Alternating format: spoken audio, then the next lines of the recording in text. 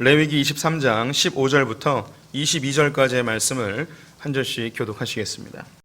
교독합니다. 안식일 이튿날 곧 너희가 요제로 곡식단을 가져온 날부터 세워서 7 안식일의 수요를 채우고 7 안식일 이튿날까지 합하여 50일을 계수하여 새 소재를 여호와께 드리되 너희의 처소에서 10분의 2 에바로 만든 떡 2개를 가져다가 흔들지니 이는 고운 가루로 누룩을 넣어서 구운 것이요 이는 첫 요제로 여호와께 드리는 것이며 너희는 또 이 떡과 함께 1년 된 흠없는 어린 양 7마리와 어린 수소 1마리와 순양 2마리를 드리되 이것들을 그 소재와 그 전제 제물과 함께 여호와께 드려서 번제로 삼을지니 이는 화제라 여호와께 향기로운 냄새며 또 순염소 하나로 속죄제를 드리며 1년 된 어린 순양 2마리를 화목제물로 드릴 것이요 제사장은 그 첫 이삭의 떡과 함께 그 2마리 어린 양을 여호와 앞에 흔들어서 요제를 삼을 것이요 이것들은 여호와께 드리는 성물이니 제사장에게 돌릴 것이며 이날에 너희는 너희 중에 성회를 공포하고 어떤 노동도 하지 말지니 이는 내가 그 거주하는 각처에서 대대로 지킬 영원한 규례니라. 너희 땅에 곡물을 벨 때에 반 모퉁이까지 다 베지 말며 떨어진 것을 줍지 말고 그것을 가난한 자와 거류민을 위하여 남겨두라. 나는 너희의 하나님 여호와이니라. 아멘. 아멘. 오늘도 주님의 보좌 앞으로 나오신 성도님들에게 하나님의 은혜와 평강이 함께 하시기를 축원드립니다. 온라인으로 예배에 참여하신 성도님들 주님의 이름으로 축복합니다. 오늘은 맥주감사 주일입니다. 지난 6개월 동안 우리를 돌보시고 인도하신 하나님께 감사하는 날인데요. 또 우리 성도님들 지난 6개월 동안 수고 많으셨습니다. 우리 옆 사람과 반갑게 한번 인사해 보겠습니다. 고생 많으셨습니다. 수고하셨습니다. 레위기 23장은 이스라엘 백성들이 가나안 땅에 들어가면 지켜야 될 절기들을 설명하고 있습니다. 크게 4개로 구분할 수 있는데요. 첫 번째는 안식일이고요.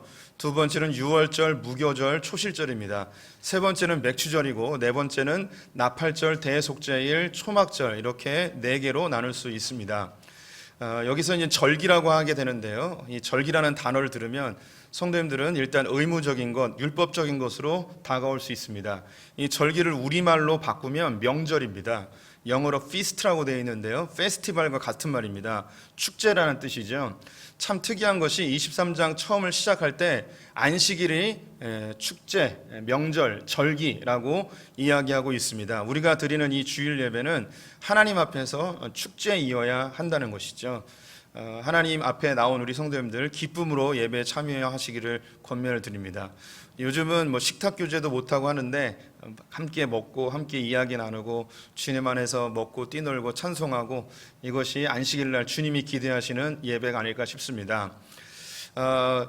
이 맥추절은 다른 절기들과는 약간의 차이가 있습니다. 하나님께서 이스라엘 백성들로 하여금 3번 예루살렘 성전에 오라고 했는데요. 유월절과 맥추절과 초막절입니다.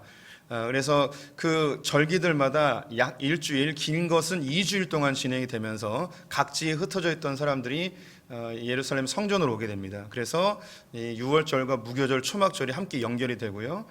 나팔절, 대속죄일, 초막절이 이렇게 또 연결이 됩니다. 이 유월절에는 어린 양을 잡아서 제사를 드리고 또 함께 나누는 그런 특별한 이벤트가 있죠. 또 초막절은 자기 집 마당에다가 초막을 짓습니다. 텐트 같은 건데요. 나무 가지와 잎사귀로 초막을 짓는 거예요. 지금도 이스라엘은 이 이벤트를 하고 있는데요. 우리 성도님들 어린 시절에 부모님이나 또 형제들과 캠핑을 가본 경험이 있으신가요? 너무나 재밌고 흥미진진하죠. 그래서 이스라엘 백성들 1년에 한 번씩 일주일 동안 자기 집 마당에다가 텐트를 치고 천막을 짓고 캠핑을 하는 거예요. 굉장히 즐겁고 유쾌한 날이겠죠. 그런데 이런 이벤트가 있어요. 반면에 맥추절에는 이벤트가 없습니다. 맥추절에 하는 것은 오늘 우리가 함께 읽었던 예배를 드리는 것이 전부입니다. 그래서 이 예배는 4가지로 이루어져 있는데요. 요제, 번제, 속죄제, 화목제 4가지가 있습니다. 유월절이나 초막절에는 이벤트가 있지만 맥추절에는 이벤트가 없어요. 그만큼 이 맥추절에는 이 예배가 제일 중요하다는 것이겠죠. 오늘 이 예배에 대해서 함께 살펴보도록 하겠습니다. 맥추절이라 함은 이스라엘 백성들이 밀추수를 마치고 하나님께 드리는 예배예요. 그 이후에 보리추수와 올리브, 포도 추수가 앞에 기다리고 있습니다. 그래서 첫 열매를 주님께 드리는 예배가 맥추절입니다. 밀추수를 마치고 그 해에 처음 수확을 주님께 드리는 날이 맥주 감사 주일입니다. 이것은 6월절로부터 계산하여서 7주 후에 진행되기 때문에 7 곱하기 7 해서 77절이라고 부르기도 하고요. 6월절로부터 50일이 지나서 이 명절이 시작되기 때문에 오순절이라고도 이야기합니다. 5가 10개, 열이 10이 5번 반복된다는 뜻이죠. 오순절. 이런 그 의미들을 갖고 있는데 유대인들에게는 첫 열매를 주님께 드리는 날, 이게 이제 맥주 감사 주일입니다. 다른 그 명절과 다르게 이 예배에만 집중이 되어진다고 말씀드렸습니다. 첫 번째가 요제입니다. 요제의 요자는 흔들 요자인데요. 요람이라는 거 있잖아요. 이게 흔들어서 애기 재우는 거. 그래서 제사를 드리는 방법이 요제, 흔들어서 하나님께 드리는 겁니다. 그래서 떡 2개를 준비해 옵니다. 그 해에 거두어드린 밀로 떡을 만들어서 하나님께 흔들어서 드리는 거죠. 흔드는 방법은 좌우로 흔들고 위아래로 흔드는 겁니다. 이것의 의미는 내게 주어진 모든 것이 하나님의 것입니다라는 것을 인정하는 예배의 방법이에요. 하나님, 이 모든 것은 다 주님의 것입니다. 지난 6개월 동안 나에게 베풀어 주신 모든 것들이 다 주님의 은혜입니다. 주님의 소유입니다 라고 주님께 드립니다. 다른 요제 같은 경우에 하나님께 이것을 불태워 드리지 않고 하나님께 흔들어서 드리는 거죠. 그 다음에 이것 다시 이 예배를 드리는 사람의 소유가 되어져요. 그것은 하나님이 받으셨고 하나님께서 다시 우리에게 주시는 거예요. 하나님, 이 모든 것이 주님의 것입니다 인정했을 때 하나님께서는 너 참 고생 많았다, 이거 다 너의 거야 라고 우리에게 다시 돌려주시는 것이죠. 맥주절에는 이 요제를 예배 드리는 사람이 돌려받지 않고 이것을 번제와 함께 태우도록 하고 있습니다. 번제로 태우지만 그 요제의 의미는 동일합니다. 나의 모든 것이 주님의 것입니다 라고 인정하는 것이죠. 맥추절은 다른 이벤트가 없고 예배에만 집중한다고 말씀드렸습니다. 오늘 우리 성도님들이 맥추감사주일 예배에 참여하셨다면 이 요제를 하나님께 드려야 됩니다. 즉, 하나님, 나의 모든 것이 주님의 것입니다. 지난 6개월 동안 내가 걸어온 모든 발걸음마다 주님이 함께하지 않으셨다면 내가 이 자리에 없었습니다. 나의 건강 지켜주셨고 나의 가족을 지켜주셨고 나로 수고하고 땀 흘린 것에 대한 열매를 얻게 하셨고 주님이 나로 먹고 마시고 입혀주시니 너무너무 감사합니다. 하나님, 나의 모든 삶을 주님께 드립니다 라고 할 때 하나님이 우리에게 뭐라고 응답하실까요? 참, 너 고생 많았다. 6개월 동안 고생 많았어.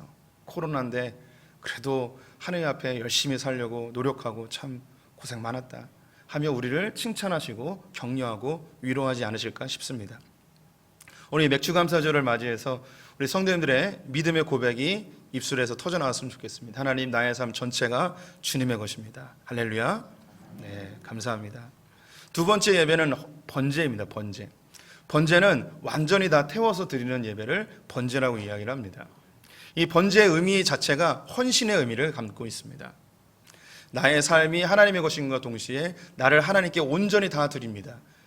나를 하나님께서 원하시는 삶대로 사용하여 주십시오 라는 의미가 이 번제 안에 담겨 있습니다.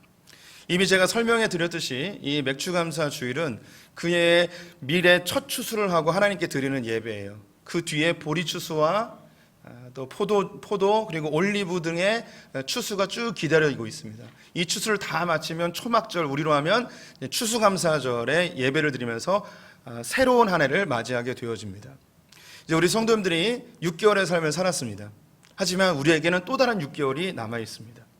이 중간 지점에 와서 우리가 하나님 앞에 결단하고 또 하나님 앞에 다시금 마음을 잡아야 될 것이 무엇이냐면, 하나님, 내가 6개월 동안 열심히 달려왔지만 내가 부족하고 연약한 부분이 있었습니다. 하나님이 남은 6개월 다시금 마음을 새롭게 잡아서 더 충성하겠습니다. 더 열심히 하겠습니다. 내가 지금까지 좀 게을렀던 부분들 제가 다시 정돈하겠습니다. 연초에 세웠던 계획들 내가 실천해 보려고 했지만 잘 안 됐던 부분 제가 다시 한번 해보겠습니다. 나의 실력을 향상시켜보고 공부도 열심히 하고 또 하나님 앞에서도 충성되고 또 교회 일에 코로나라고 뒷전을 지고 좀 바라만 보고 있었는데 좀 더 적극적으로 동참하고 그렇게 하겠습니다라는 그런 결단의 날이 바로 이 맥주감사주일입니다. 우리 성도님들도 오늘 그런 결단이 있었으면 좋겠습니다. 연초에 세웠던 계획들 흐지부지 되신 거 있으신가요? 눈길을 피하지 마세요. 다 똑같습니다. 우리의 부족한 부분 주님 다 아십니다. 여기서 이제 우리는 다시 한번 결단하고 주님 다시 시작하겠습니다. 열심히 해보겠습니다. 우리 성도님 그런 분들 되시기를 축원드립니다.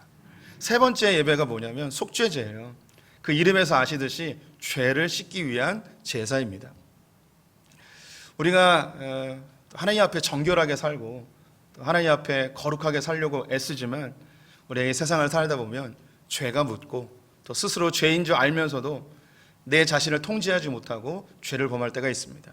이스라엘 백성들이 이 맥주감사 주일 예배를 드리면서 지난 6개월 동안 자기가 지었던 죄들을 이 맥주감사절의 속죄제를 통해서 깨끗하게 씻고 하나님 앞에 다시 거룩함을 가지고 하나님과의 관계를 회복하여서 살아가기로 결단하는 날이 바로 맥주감사 주일입니다.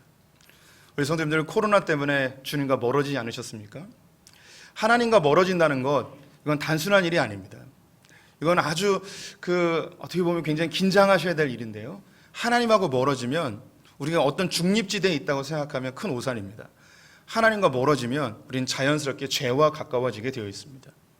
하나님과 멀어지면 죄에 대해서 둔감해지게 되어 있어요. 하나님과 멀어지면 우리의 양심이 점점점 굳어져요. 그 기능을 제대로 작동하지 못해요. 반대로 하나님께 가까워지면 죄에 대해서 민감해지고 우리의 양심이 민감해집니다. 그래서 하나님을 더 닮아가기 위한 애씀이 있어요. 그래서 이 코로나 시기가 많은 크리스찬들이 예배를 안 드리는 것뿐만 아니라 하나님과 멀어지면서 죄와 가까워지고 자기의 삶을 정돈하지 못하는 삶이 무너져 내리는 일이 너무나 많이 있습니다. 이제 내년쯤 되면 코로나도 좀 잠잠해지겠죠.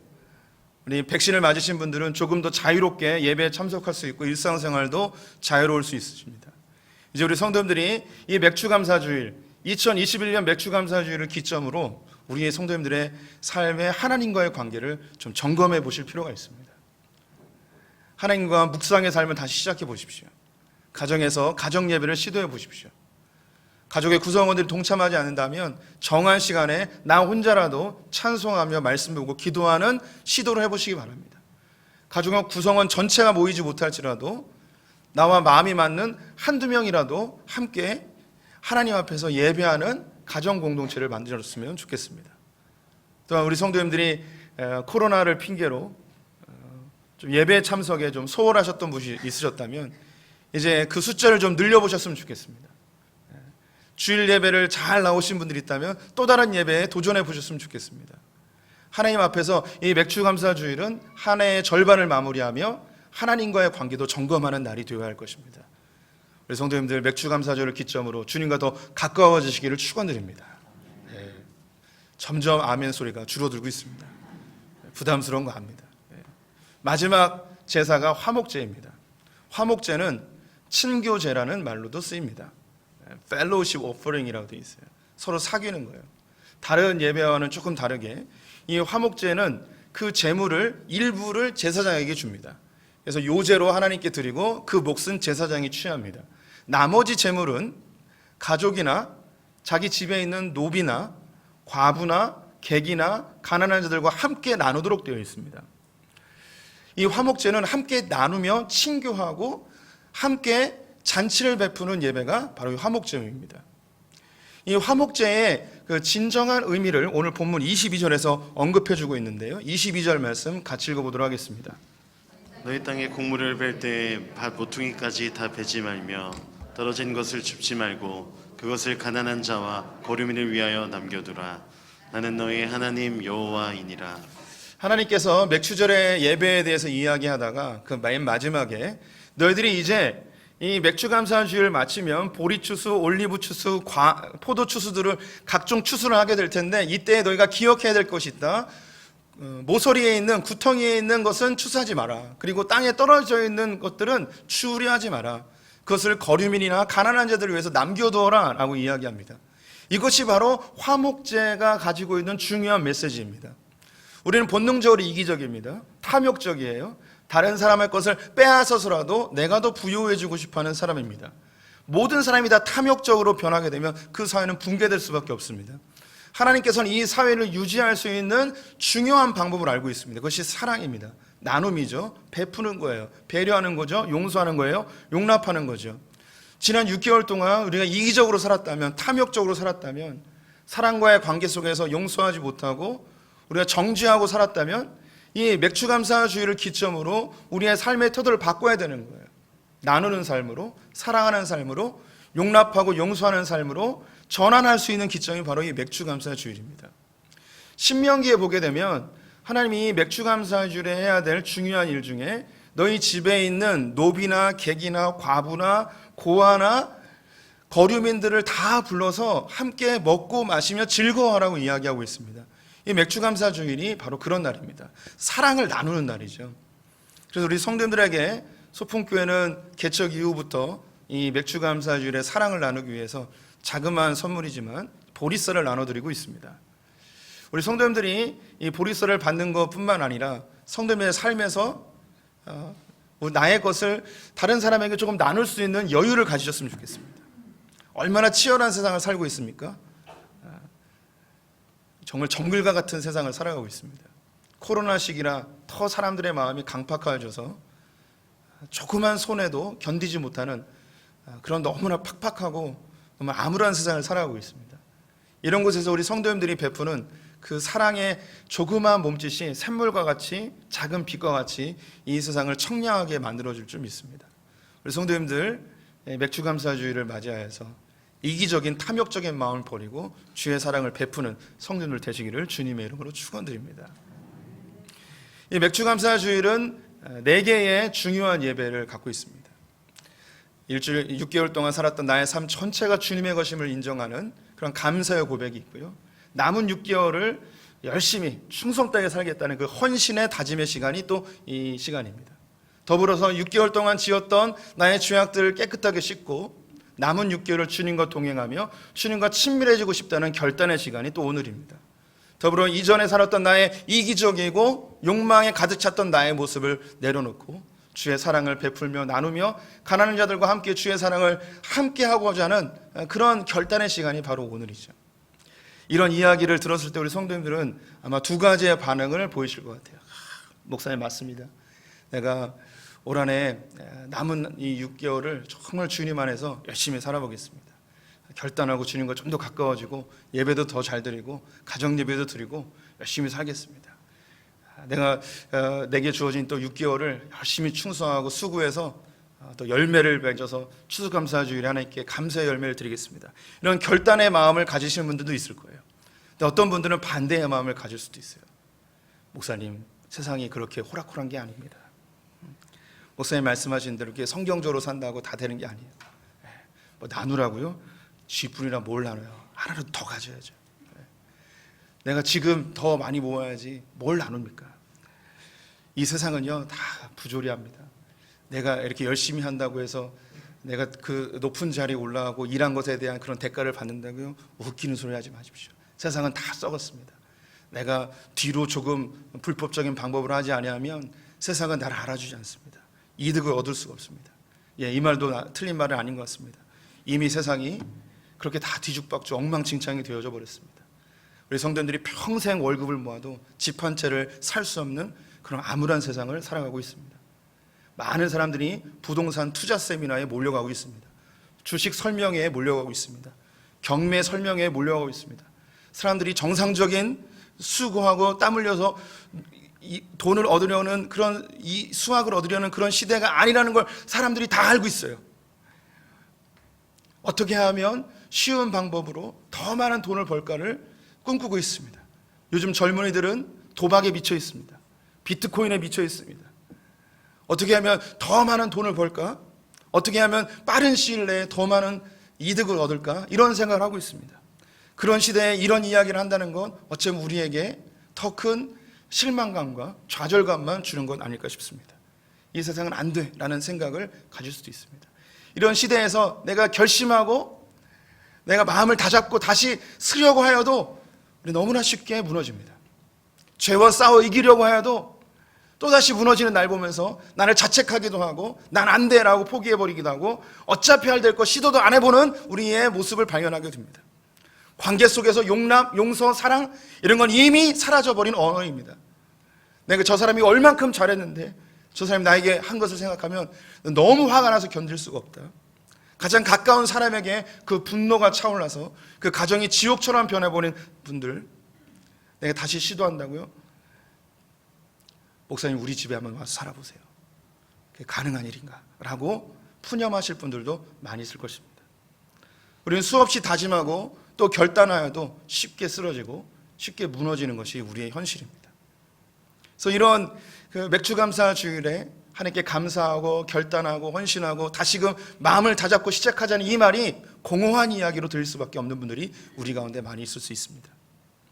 우리의 힘과 우리의 결단과 우리의 의지로 될 수 있는 게 사실 많이 없습니다. 저는 우리 성도님들과 오늘 이 말씀을 보면서 하나님이 이 맥주절의 예배를 대대 지킬 규례라고 우리에게 명령하고 있습니다. 이스라엘 백성들이 평생에 역사의 종말이 있을 때까지 이 절기를 잘 지키라고 이야기하고 있습니다. 왜 이 절기를 잘 지키라고 하였을까요? 그것은 이 절기가 갖고 있는 중요한 메시지가 숨겨져 있기 때문입니다. 구약에 있는 이 맥주절은 그림자이고 진짜가 따로 있기 때문입니다. 이 진짜를 발견하기 위해서 이 과정을 겪어야 되는 거죠. 이 진짜가 무엇인가? 그 현장으로 가보겠습니다. 사도행전 2장 말씀 같이 읽어보도록 하겠습니다. 오순절날이 이미 이름에 그들이 다 같이 한 곳에 모였더니 호련히 하늘로부터 급하고 강한 바람 같은 소리가 있어 그들이 앉은 온 집에 가득하며 그들이 다 성령의 충만함을 받고 성령이 말하게 하심을 따라 다른 언어들로 말하기를 시작하니라. 오순절날 예수님의 제자들이 마가의 다락방에 모여 있었습니다. 이들은 예수님의 죽음을 보았고 예수님이 하늘로 승천하시는 것을 보았습니다. 예수님이 승천하실 때 내가 너희들의 약속한 성령을 보내줄 때까지 예루살렘을 떠나지 말고 모여서 기다리라고 이야기합니다. 예수님의 제자들은 마가의 다락방에 모여서 예수님이 약속하신 그 성령이 언제 오실까 하루하루 기다리며 기도하기 시작했습니다. 그런데 그 성령이 언제 내렸냐면 바로 오순절날 맥주감사 주일에 이 성령이 임하게 되었습니다. 근데 이 제자들이 어떤 사람들이었는가? 그들은 나름대로 자기의 삶에 충성스럽고 성실하고 인정받는 사람들이었습니다. 대부분의 사람들이 어부였습니다. 갈릴리에서 배를 여러 척 갖고 있었던 그래도 나름대로 성공한 부류의 어부들이었습니다. 어떤 제자들은 세리였습니다. 그 당시에 손가락질을 당할지언정 재정적으로 무시당하지 아니하는 그런 위치에 있는 사람들이었습니다. 이들은 평생 열심히 살았습니다. 신앙적으로도 열심히 하였습니다. 이런 열심이 그들의 삶에 자연스럽게 나타난 것이 예수님을 따를 때에도 그대로 나타납니다. 제자들은 예수님에게 충성 경쟁을 하였습니다. 예수님에게 잘 보여서 예수님이 왕이 될 때 오른쪽 왼쪽을 차지하고 싶은 그런 열망이 있었습니다. 그 중에 어떤 제자는 내가 목숨을 바쳐서 예수님을 지켜주겠노라고 호언장담하기도 하였습니다. 그들은 결심하고 결단하고 다짐하고 내가 예수를 위해서 목숨도 바치겠습니다. 열심히 하겠습니다. 성실하게 살겠습니다. 라고 다짐했던 사람들입니다. 그런데 그들에게 위협이 오게 되자, 그들에게 불이익이 다가오게 되자 그는 예수님을 부인하고 조롱하고 저주하고 팔아버리고 떠나버렸습니다. 이 오순절에는 이 제자들만 이 예루살렘에 모여 있는 게 아니었습니다. 지중해 연안에 흩어져 있던 디아스포라 유대인이라고 불려지는 이스라엘이 멸망하고 각국으로 흩어졌던 그 이스라엘 백성들이 이곳에 모여서 수십만 명이 모여 이 맥주감사 주일을 지키고 있었습니다. 그들은 구약시대에 이 맥주감사 주일을 잘 지켜왔던 사람들입니다. 그들은 예배를 열심히 드렸습니다. 그들의 입술에는 나의 모든 것이 하나님의 것입니다 하고 인정했습니다. 그들은 번제를 드리며 나의 삶을 주님께 드립니다라고 결단했습니다. 그들은 속죄제를 드리며 주님 나는 다시는 죄를 짓지 아니하고 거룩하게 살겠습니다 결정하였던 사람들입니다. 또한 화목제를 드리며 나의 것을 나의 이웃과 함께 나누겠습니다라고 인정하였던 사람들입니다. 하지만 이스라엘은 멸망하였습니다. 그들의 열심과 결단과 그들의 헌신은 아무런 소용이 없는 물거품이 되어져 버렸습니다. 그들은 또다시 예루살렘 성전에 모여서 똑같은 예배를 드리며 똑같이 하나님께 결단하죠. 나의 삶은 하나님의 것입니다. 나는 주를 위해서 헌신하겠습니다. 나는 이제 죄를 끊고 거룩하게 살겠습니다. 이제 이기적으로 살지 않고 사람들을 용서하고 사랑하며 나누며 살겠습니다. 또다시 결단하기 위하여서 이 자리에 모였습니다. 그런데 그들은 또다시 돌아갔을 때에 똑같은 무너짐과 물거품을 또다시 경험하게 될 것입니다. 그날 누가 오시는가? 성령님이 오십니다. 왜 이 성령님이 이때 오셨을까요? 우리는 아무리 결정하고 결단하고 힘쓰고 애써도 그 삶을 살 수가 없기 때문입니다. 구약의 역사를 통하여서 내가 이것을 할 수 없음을 입증해 내셨습니다. 그리고 성령이 우리 안에 오심으로 내게 능력 주시는 자 안에서 내가 이 모든 것을 할 수 있다고 고백해 하십니다. 성령은 능력의 하나님이십니다. 이 맥주감사 주일에 우리 성도님들이 이스라엘 백성이 드렸던 그 4가지의 예배를 드리셔야 합니다. 맞습니다. 나의 삶 전체가 주님의 것입니다. 내가 주님을 위해 헌신하며 살겠습니다. 내가 거룩하게 살겠습니다. 사랑하며 살겠습니다. 결정하셔야 됩니다. 하지만 우리 성도님들의 힘으로, 의지로 절대 살 수 없습니다. 또다시 무너집니다. 그 무너지는 모습을 보면서 난 안 돼 하고 스스로 자책하고 스스로 좌절하는 그런 분들도 있습니다. 어떤 분들은 그것을 잘 해나가는 분들도 있겠죠. 참 사람이 악한 게 잘 해나가면 겸손하지 못하고 교만해져서 자기가 괜찮은 사람인 것처럼 자기 의에 사로잡히게 되어집니다. 그 교만함이 패망의 선봉이 되어지죠. 한순간에 무너집니다. 그래서 주님 우리에게 우리의 연약함과 부족함과 우리의 무능력함을 입증해내시고 성령으로만 살 수 있음을 우리에게 알려주고 있습니다.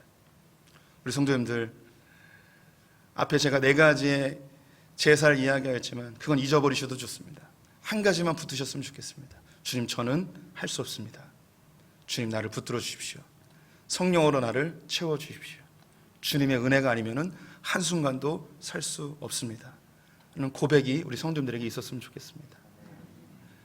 저는 우리 성도님들과 오늘 한 찬송을 부르고 싶습니다. 이 찬양은 우리 성도님들이 모르실 수도 있습니다. 그런데 이 찬양의 한 구절은 우리 성도님들이 잘 알고 있는 찬송의 구절이 나옵니다. 아는 부분이 나오면 성도님들 같이 힘차게 찬양해 주시면 좋겠습니다.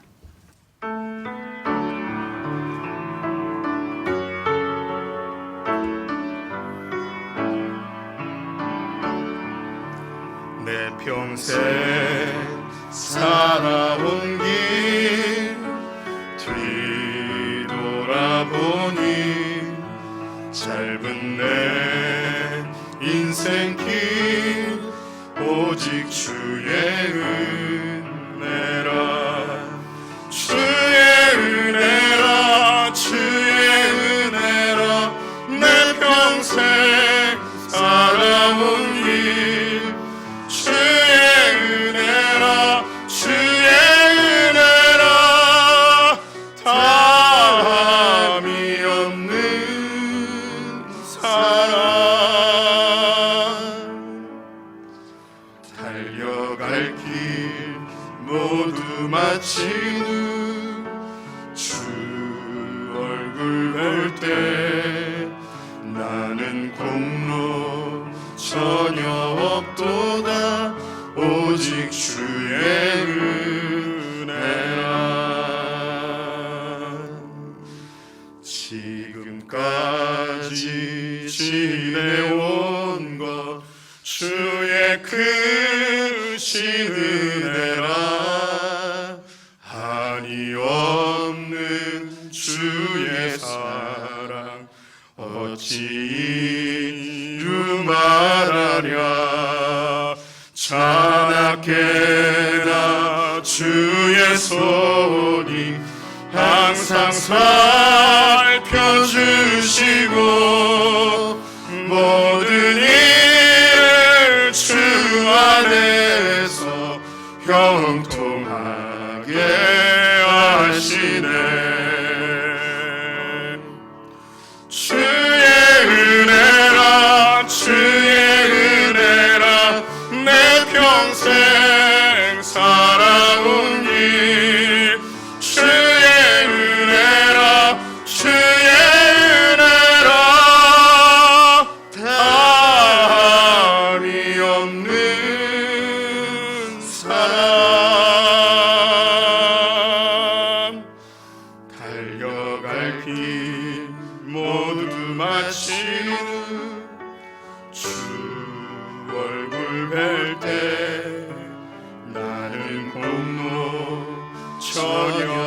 없도다 오직 주의 은혜라. 다른 공도 전혀 없도다 오직 주의 은혜라. 지금까지 지내온 것이 모두가 주님의 은혜임을 고백합니다. 한순간도 주의 은혜가 아니면 살 수 없었음을 고백합니다. 나의 의지와 결단이 물거품처럼 사라지고 나의 거룩성과 나의 성실함이 한순간에 무너져 내릴 때가 있음을 고백합니다. 그럼에도 나를 정죄하지 아니하시고 그 십자가의 보혈로 나를 다시 씻기시고 성령으로 세임 주시어 또다시 이 길을 걷게 하시니 주님 감사합니다. 하나님, 우리 성도님들 붙들어 주시옵소서. 지난 6개월 동안 수고한 성도님들 위로하시고 격려하시고 세임 허락하여 주시며 남은 6개월도 충성스럽게 살 때 그 수고의 열매를 맛보게 하여 주시옵소서. 하나님, 공의의 하나님을 믿습니다. 이 시대의 악한, 일하지 않고 얻으려 하는 이 시대의 악한 풍조를 주님 끊어 주시옵소서. 수고하는 자들이, 열심히 충성하고 애쓰는 자들이 열매 맺는 세상 되게 하여 주시옵소서. 하나님, 이 시대의 젊은이들 가운데 소망을 불어넣어 주시옵소서. 수고해도 아무것도 이루지 못한다는 좌절감에 있는 이 젊은 세대를 긍휼히 여겨 주시옵소서. 하나님, 우리의 힘으로 할 수 없습니다. 하나님, 우리 성도들의 한 사람 한 사람 가정을 성령으로 붙들어 주시며 이 나라와 이 민족을 성령으로 새롭게 하여 주시옵소서. 지금은 우리 주 예수 그리스도의 은혜와 하나님 아버지의 무한하신 사랑과 성령의 교통하심이 지난 6개월을 충성스럽게 살아낸 소풍의 성도님들, 더 남은 6개월을 거룩하고 또 충성되게 성실하게 살기로 결단한 우리 소풍의 성도님들, 또한 나의 힘으로 할 수 없음을 인정하고 성령의 은혜를 간구하는 우리 소풍의 성도님들 가운데, 우리 자녀들 가운데, 이 민족 가운데, 저 북에 있는 형제 자매들과 열방의 성교사님들 위해 지금부터 영원토록 함께 계실지어다. 아멘.